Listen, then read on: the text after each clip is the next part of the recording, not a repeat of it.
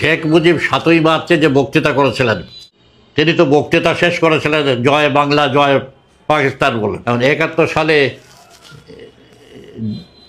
যে পরিস্থিতি ১৯৭০ সালের নির্বাচনের পর এখানে তৈরি হলো, তাকে দেখা গেল যে বাংলাদেশে যে সমস্ত দল আগে ছিল সব মানে তাদের ভূমিকা বলে বিশেষ কিছু থাকলো না।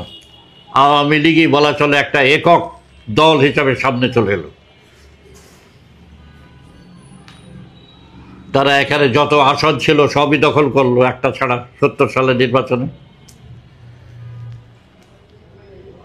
ন্যাপ নির্বাচন বর্জন করে তো একদম আউট হয়ে গেল। ৭০ সালের নির্বাচনের পরে ন্যাপ যে বেশ একটা শক্তিশালী সংগঠন ছিল মৌলানা ভাসানীর নেতৃত্বে, দেখা যাবে যে ন্যাপ ৭০ সালের নির্বাচনের পর এই পূর্ব বাংলার বা পূর্ব পাকিস্তানের রাজনীতিতে অপ্রাসঙ্গিক হয়ে গেল।